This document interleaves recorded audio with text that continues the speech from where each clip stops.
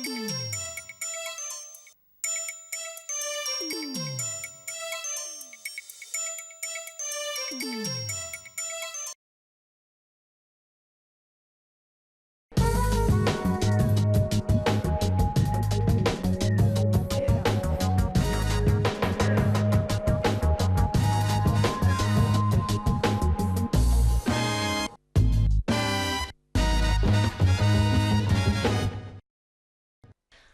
evening, everyone.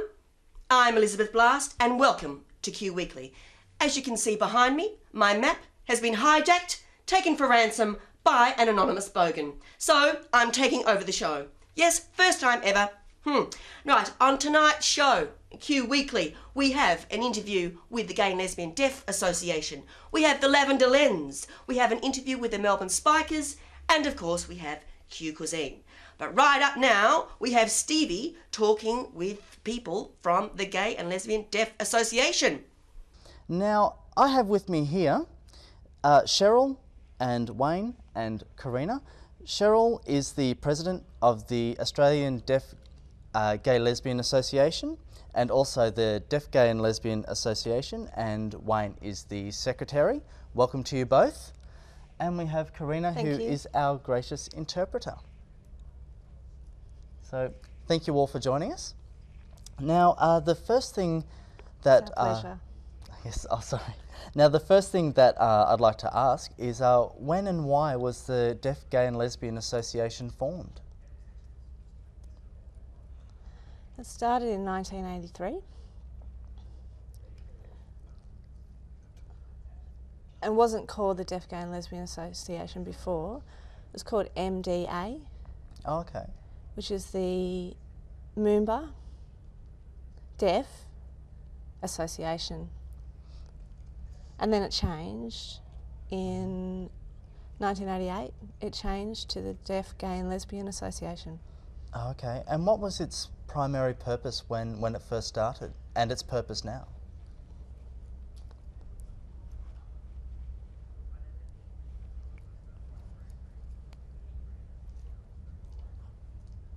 Oh, we were trying to encourage people who are coming out, who are gay and lesbian, or bisexual, or transgender. We were trying to welcome everybody and grow the group. It didn't matter if they were deaf or they were hearing. Everyone could be connected together. Some people didn't know where they could contact the deaf, gay and lesbian people. They didn't know where to go. And with DGLA, they can contact people. Okay. Now, as you're saying, it doesn't matter if people can hear or not to be a member of the DGLA. Everyone's welcome? Yep, everyone's welcome. Deaf or hearing, everyone's welcome. Fantastic. And what type of resources are you able to offer to your members? Like you were mentioning newsletters before the show? Yeah, we have a newsletter.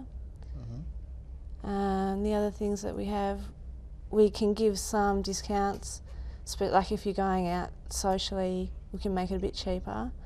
If you're not a member, then you'll pay the full amount. That's right.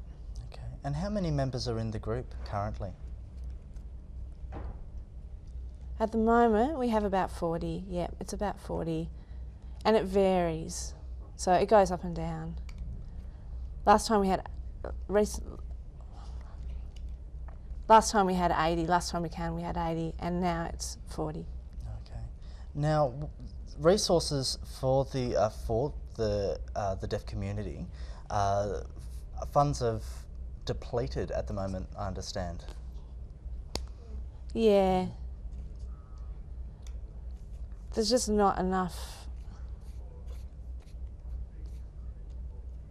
There's not enough government support, there's not enough government funding, there's nothing. We've put in a lot of hard work to raise money and we haven't gotten anything. So we've been trying to help DGLA, but there's no funds. So, yeah, it makes it hard. Now, I understand that DGLA used to offer support and education in HIV/AIDS and safe sex, but you haven't been able to do that for the last 5 years because of the lack of funding. Yeah, that's right. For five years ago, we were doing really well. We had the funding, and we could help people. We could help youth. We could help in education on HIV and AIDS, safe sex, training, teaching. Now we don't have anything, so we can't educate. Now, but people are able to make a contribution to the DGLA? Yeah. Yes, they can. So We hope. We know it's hard work to try and find funding Mm-hmm. and try and get some money, but we really need that money to help for education and interpreting. We need interpreters. We need money to pay interpreters and paperwork, posting letters, all of that kind of stuff that you need to run an organisation. Okay. Well, because, I mean, obviously because there's not enough funding for these types of things, you obviously don't have the funding for advertising to let you know that you're there in the community. And so we're really glad that you're actually here with us today to be able to show people that you're there and what you're wanting to do. Now, if you would like to make a contribution to the DGLA, you can make a phone call to 9799 6951, or alternatively you can also drop an email to dglavic, all in lowercase, at yahoo.com.au. If you'd like further information, and also if you'd like to make a contribution, it's a wonderful, wonderful cause. So please, if you are able to contribute, it would be absolutely marvellous. So Wayne, Cheryl and Karina, thank you all very much for joining us here on Q Weekly. It's been an absolute pleasure. Thank you. Thank you for having us. Okay, it was an It was absolute... really good. Okay. And we hope to see you next time. Yes, we would love to have you back. Okay, and thank you very much. Thanks, Steve. That was great. Now, right up now, we have Alan and Stephen with a review of a camp film in the Lavender Lens.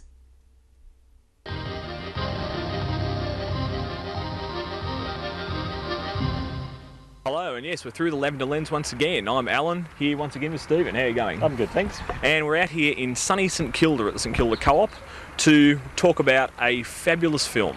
Well, when I say fabulous, fabulous in the context of an historical document in queer celluloid. Wouldn't you agree? Because it is has got a certain kitsch value, considering it was made in the 1950s and in Germany. It's called The Third Sex and dates from 1958. And on first glance you would say, well, oh God, it's one of those cringe-worthy, really badly dubbed B-grade schlock films. I mean, I saw you touch her body and her face. To think that you'd do anything like that. Can't you see how upsetting for me it was? I shouldn't dance? Yes, but not with this girl. Are we here to talk about Renata, or are we going to read your novel now? Come tomorrow to Boris's. Tomorrow is Sunday. Yes, please, Klaus, you must make it. I promise. You mustn't let me down again. My father told me I can't go out. I promised Boris you'd be along if I read my novel to you first, and now you won't come for it. I guess that's all. I'm so disappointed. You see, the relationship there is probably a little bit more involved than just friendship. Well, from a 50s perspective anyway, it's actually quite daring for 1958, but then the Germans were well known for being daring, having had their first queer film back in 1909, I think it was. Yeah, I think certainly they were very early in rolling out homosexuality into the mainstream. But here we're going down the path common in the 50s of parental concern for possible deviation from the straight norms. Well, I think what's a bit worrying is the film seems to treat it as a sickness rather than just the way people I've been are. inquiring about this boy, Manfred Glass, and I know this. This youngster has been a homosexual, I found out. I know you don't like words like this, but it's time someone said them. The other main sort of element in it is a character called Dr. Winkler, who's an artist and holds artistic gatherings for the boys, as it were. He invites them back to his pad, which is, it's almost dark and eerie. It's made out to be almost like... It's made, they make it seem that the homosexuality is very subversive and very underground and something, downright evil. Yes, that's right. I mean, how does it come across? His pad comes across like Dracula's castle, Yeah, more or less. Yeah. And the gatherings are held. The boys, they got these Greek-style wrestlers, almost like a Roman arena. That was a good bit. It was a bit, yeah, sort of oiled up in togas. Well, obviously the parents are getting rather worried about Dr. Winkler's influence on Klaus, and mother looks at taking a certain course of action. Yeah, there's an exchange with the psychiatrists, and he basically says, well, you need to try and protect Klaus from the things that would hurt a man. Yes. You know, like he needs to be protected, like straight men need protection from this scourge. Well, because we're very scary people. And, we are. Yeah. And straight men seem to be, well, in certain instances, certain points of view, seem to be rather easily... scared. Yeah, swayed from the path of light and good. There's only one answer to put forward. Yes? Here, medicine's useless, but there's something that can help. You must interest him in a woman, and right away. Let's face it, you've got to. You all think I'm not a man. Nobody thinks that. Except Renata, Father, Uncle Max. Everyone says so. Now you better get out. And if I say I'm not going? But I guess essentially the sour note struck in the film is that you've got Klaus being cured of his homosexuality, him basically turning straight, and the implication is into a rapist, which, you know, by their standards is better than being homosexual. But then the film was directed by Veit Harlan, who in fact worked on Nazi propaganda films. That's what I'm saying. Suffice to say, it doesn't turn out the way you would expect. There is a prosecution at the end, however it's not who you think would be prosecuted for doing what you think they're going to be prosecuted for, shall we say. That's it. We're not got time anymore. They've got to watch it. You've got to watch it. Available from Out Video, our good friends down there. The Third Sex, an interesting document in queer celluloid history, I'd say. Interesting, yes. It's not a film I would go and see for entertainment value, but it's good for historical interest. B grade on the surface, but underneath some substance there, particularly considering the era it was made. So good on the Germans for trailblazing. Anyway, that's us out of here for another Through the Lavender Lens. Yes. I'm Alan. I'm Stephen. And we'll see you next time. Thanks, people. That was great. Now coming up, some yummy food and some ball sports. Right after the break on Q Weekly.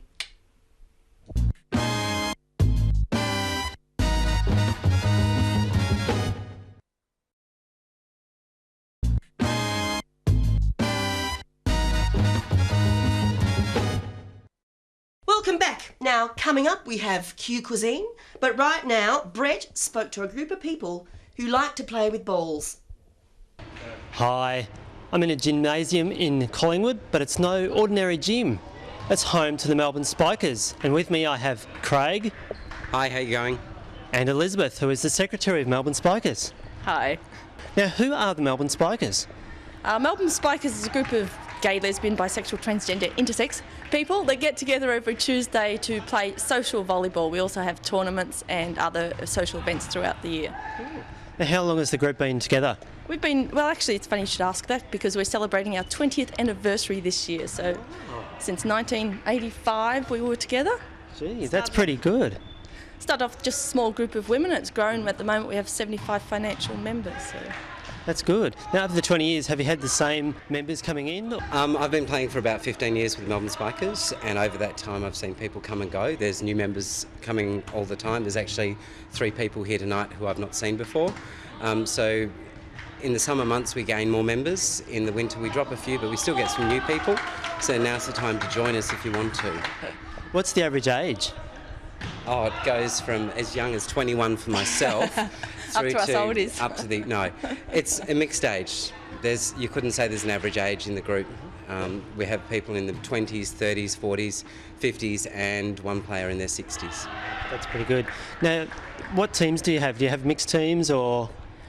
We do have mixed teams. On a Tuesday night, it's not in teams, we just as a club play together socially, but there are teams within the club that play in outside competitions and most of them are mixed teams. And within that, on a Tuesday night, we have 3 courts. So if you're a new player, you come in, you go on a court for new players, so you learn the skills, and it's about safety for yourself and the other players, and also gives you a chance just to hit the ball into the roof, the wall. I'm still playing on that court myself, so it takes a while to learn how to play, but here's the best place to learn how to do it. Okay. What about other games for 2005? Do you have any big tournaments or anything like that you're aiming for? Well, for 2005, we have our 2 tournaments each year. We have the Midsummer Tournament on the 22nd of January, and we welcome social teams from other clubs that have nothing to do with volleyball. They're welcome to come along and play. We have interstate teams come down for that as well. And we also have our Winter Days tournament on the Queen's birthday weekend in June. But we also we have our annual trip to Adelaide for their feast tournament. To the wine festival. Yes, the wine does take over. The volleyball gets in the way of a great weekend, but it's a great tournament in Adelaide for feast. And we're also working towards 2006 going to Montreal and Chicago for the gay games and the out games, now that there's 2 of them. Wow. Now, what sort of training do you need for that? Do you have to train longer periods, or...? As you can see, Liz and I are both elite athletes and we're focused on our training. The team I play with, we've played together for about 4 years now. We went to Sydney together and we're aiming to go to Montreal together. And really the training is more about technique and working together as a team. You don't have to be super fit, you don't have to be an elite athlete. There's a joke in our team that our training regime is Tim Tams and Coke, and it's true. And it works. I mean, we came about 5th out of 32 teams in Sydney, so we did really well. Wow, congratulations. Well, thanks for your time. I suppose I better let you get back to the court and hit a few balls around. Absolutely. Yes, Thank you. Thank you. Thanks, Brett. Now, after all that, I think I've worked myself up a bit of an appetite. Here's Stevie with Cuisine.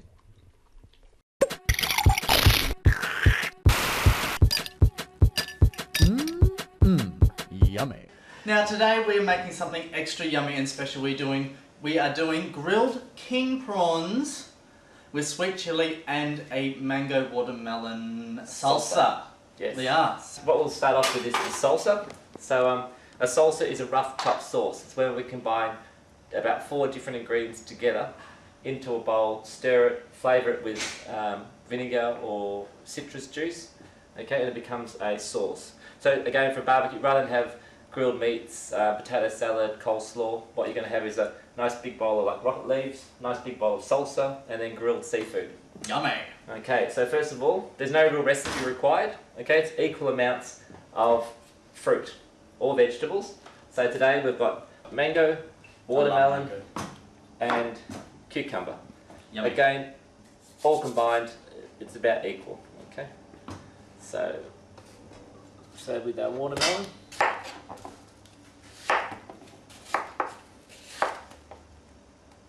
The main thing is to put in ingredients together that complement each other. So these work very well, but again you can use things like like tomatoes, capsicums, honeydew melon, cantaloupe. Okay, the seeds in the watermelon, the black in there, just adds a bit of character. Okay, yeah. Nothing wrong with that at all. It's quite rustic. Okay, rustic, ethnic. It can be formal or informal too. Like you can do a little wreath around the plate. I'll show you some different ways of serving it later. Okay. But again, chopping everything up into fine dice. Don't stir it until everything's in the bowl. Right. Okay. Don't stir. If you do vegetables like carrots, like diced carrot again, snow peas, broccoli, again, you want to blanch the vegetables, okay, to release their colour. Mango, anything with a hard centre or hollow centre, yeah, like a cantaloupe, honeydew melon, mango, you're best to peel the whole fruit first. Right. The main secret with this too is everything's got to be of good quality. Okay, the fruit has to be really ripe and at its best. Okay, you can't sort of use tin fruit and things like that. Okay, so you can see here. Okay, let you stir it a little bit now. But that's the bulk. So that's why I said there's no recipe required. It's just equal amounts of all through. It doesn't matter if it's a little bit less or more, but you'll see how the colours all come together. Very pretty. Very pretty. Very nice.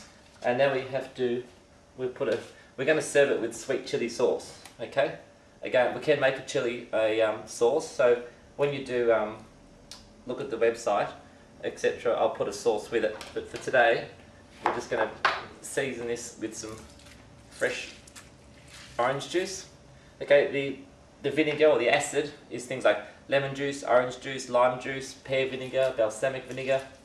Okay. It'd also be nice to have some leafy herbs in this, things like coriander, mint, fresh mint.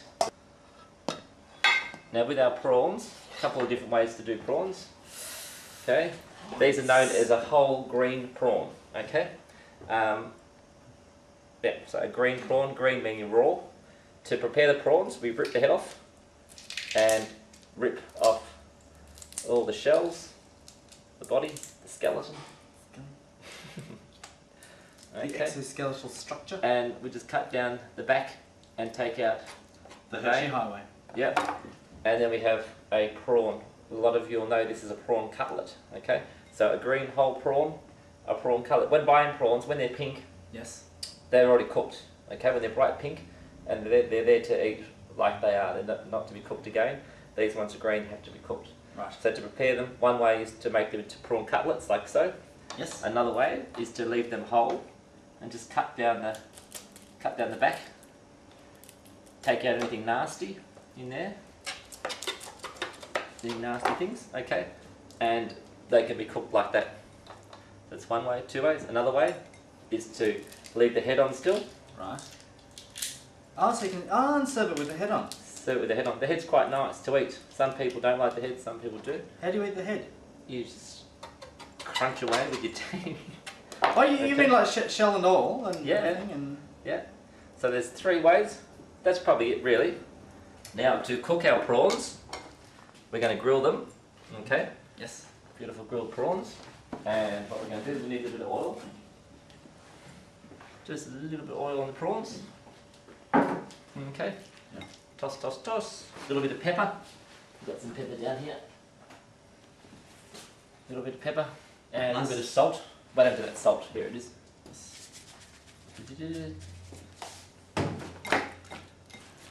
Okay, then we have a dry, hot pan on our gas jet. And we just place our prawns in. These prawns should take about 45 seconds to cook, believe it or not. So you have a nice dry, hot pan, oil the prawns, place them in a pan, don't touch them, or don't turn them over. You put one side, then cook the other side, then you serve them. You want a little bit transparent in the centre. Okay, you don't want to overcook prawns, otherwise they'll go tough. Nice platter.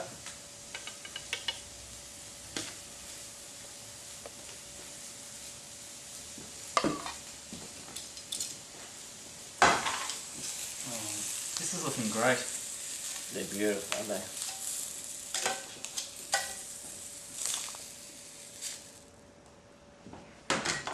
Yeah. And one of my favourite things are these little crispy shallots. Got a nice crunch. Look, fried onion, crispy shallots, found them from Asian grocery stores. Nice scatter of those. Some fresh coriander sprigs or mint sprigs would be lovely. And we've got our sweet chilli.